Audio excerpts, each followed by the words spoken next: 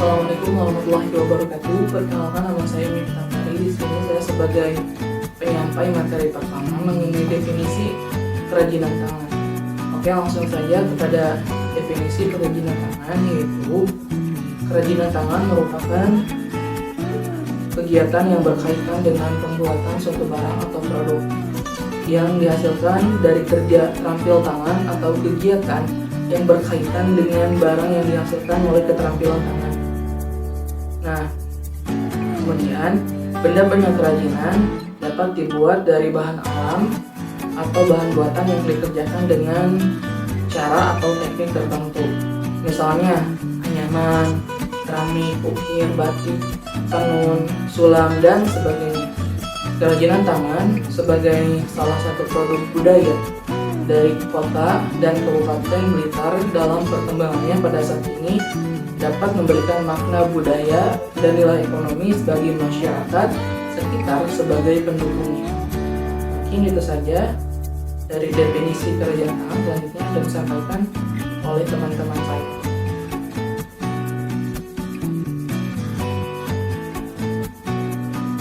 Lalu berikutnya ada kerajinan tangan sederhana untuk anak SD. Bagi anak usia sekolah dasar, sebuah kerajinan tangan sesuai dengan kreativitasnya adalah sesuatu yang menyenangkan. Kerajinan tangan untuk anak-anak ini tentu harus dipilihkan yang mudah agar anak tidak cepat bosan. Kenapa harus yang mudah? Ya tentu saja mengukur bagaimana kemampuan anak tersebut. Kita tidak bisa memberikan langsung tugas kerajinan tangan yang berat untuk mereka.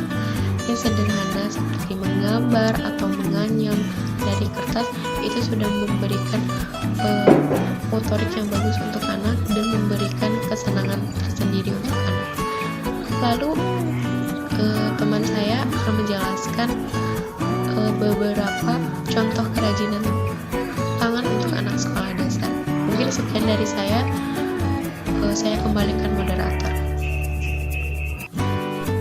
Oke, di sini saya akan melanjutkan materi yang selanjutnya.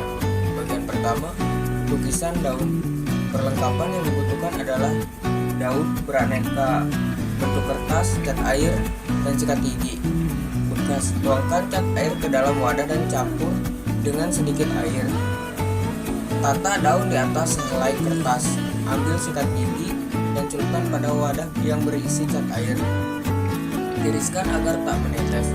Pegang sikat gigi di atas daun. Dengan bulu sikat gigi menghadap ke bawah. Gerakan ibu jari pada bulu sikat gigi secara perlahan sehingga cat air terciprat pada kertas atau gambar. Mencipratkan cukup tipis saja. Jika cat air sudah kering, angkat daunnya. Ambil beberapa helai daun berbeda lalu tata dengan rapi dengan cara ditumpuk.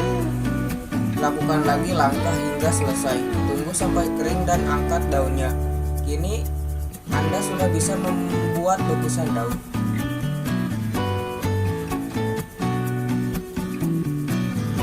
Materi yang kedua atau bagian yang kedua, kerajinan tangan dari kertas. Kerajinan kertas merupakan koleksi yang menggunakan media kertas dalam bentuk 3 dimensi.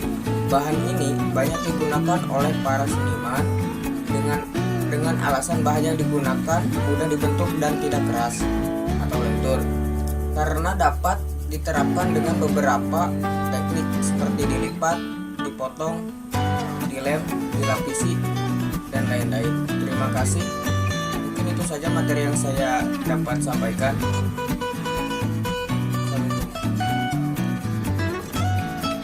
Selanjutnya, saya akan menjelaskan tentang kerajinan tangan sederhana untuk anak sekolah dasar. Yang ketiga, kerajinan kain perca. Kain perca seringkali tidak dimanfaatkan, namun ada sebagian orang yang kreatif membuat barang kerajinan tangan dari kain perca. Jika ingin membuat kerajinan tangan dengan kain perca bersama dengan anak-anak, caranya cukup mudah. Mulailah dengan menyiapkan beberapa alat yaitu seperti beberapa potong kain perca, lem, kertas atau kanvas, kemudian ada gunting dan juga pensil. Caranya cukup mudah, gambar saja pola pada kain perca, kemudian gambar pada kain perca ini sesuai dengan kreativitas anak-anak, kemudian gunting pola tersebut pada kain perca tersebut dan tempelkan pada kertas atau kanvas sesuai gambar yang ada. Yang keempat, ada kerajinan tangan dari botol bekas. Botol bekas seringkali kita jumpai di halaman rumah. Daripada mengotori halaman rumah, lebih baik segera kumpulkan dan jadikan kerajinan tangan sederhana. Hal yang harus disiapkan adalah botol bekas, beberapa kain flanel dengan berbagai warna, ada lem, dan juga gunting. Kemudian pertama-tama potonglah bagian atas botol, kemudian usahakan bagian atasnya rapi dan juga rata. Selanjutnya tutupi bagian atas botol itu dengan sehelai kain flanel pada bagian luar botol. Kemudian gambarlah pola pada sehelai kertas. Pola tersebut bisa apa saja, bisa pola binatang ataupun pola huruf nama. Kemudian bagian tersebut yang sudah digambar, kita tempelkan pola tersebut pada kain flanel. Kemudian gunting kain flanel sesuai pola yang sudah kita gambar.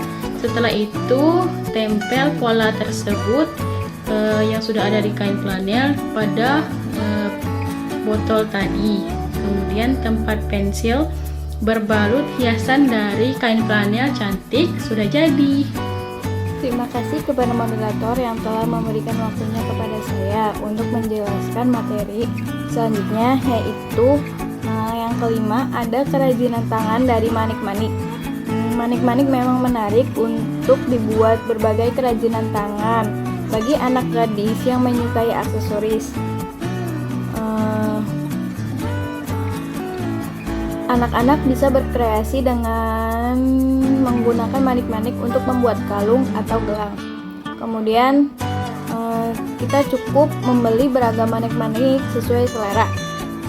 Kemudian siapkan tali untuk merangkai manik-manik dan pengaitnya. Kemudian biarkan anak atau siswa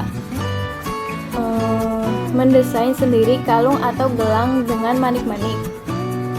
Kita cukup membantunya memasangkan pengait dan pada tali untuk membuka dan mengunci gelang atau kalung ciptaannya. Kemudian bisa melihat contoh-contoh pembuatan kalung atau gelang sederhana di YouTube.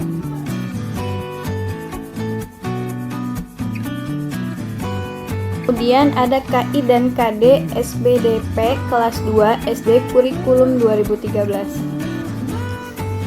Kompetensi inti dan kompetensi dasar. Kompetensi inti yang pertama yaitu menerima dan menjalankan ajaran agama yang dianutnya. Kemudian ada kompetensi dasar yang 1.1, menikmati keindahan alam dan karya seni sebagai salah satu tanda-tanda kekuasaan Tuhan. Kemudian kompetensi inti yang kedua yaitu memiliki perilaku jujur, disiplin, tanggung jawab, santun, peduli, percaya diri dalam berinteraksi dengan keluarga, teman, dan guru. Kemudian yang kedua ada kompetensi dasar 2.1, menunjukkan rasa percaya diri untuk berlatih mengekspresikan diri dalam mengelola karya seni. Kemudian yang 2.2, menunjukkan rasa ingin tahu untuk mengenal alam di lingkungan sekitar sebagai sumber ide dalam berkarya seni. Kemudian ada 2.3, menunjukkan perilaku disiplin, tanggung jawab, dan kepedulian terhadap alam sekitar melalui berkarya seni. Mungkin cukup sekian pemaparan materi dari saya, kurang lebihnya mohon maaf. Saya kembalikan kepada moderator. Oke, selanjutnya di sini saya akan lanjutkan penyampaian materi dari kompetensi inti dan kompetensi dasar untuk poin ketiga dan 4. Yang pertama dari poin ketiga, kompetensi inti, yaitu memahami pengetahuan faktual dengan cara mengamati dan mencoba mendengar, melihat, membaca serta menanya berdasarkan rasa ingin tahu secara kritis dengan dirinya, makhluk ciptaan Tuhan dan kegiatannya, dan benda-benda yang dijumpai di rumah dan di sekolah. Selanjutnya untuk kompetensi dasar, poin 3.1 yaitu mengenal bahan dan alat serta fungsinya dalam membuat karya seni rupa. Selanjutnya ada mengenal pola irama lagu bertanda, birama 3, pola bervariasi, dan pola irama rata dengan alat musik ritmis. Selanjutnya ada poin ke-3.3, memahami gerak sehari-hari dengan memperhatikan tempo gerak. Yang selanjutnya, poin selanjutnya, mengetahui cara mengolah bahan alam yang dimanfaatkan sebagai karya kreatif dan olahan makanan. Selanjutnya, memahami budaya dan bahasa daerah di tempat tinggalnya. Untuk poin terakhir, mengenal karya seni budaya, tak benda dan bahasa setempat.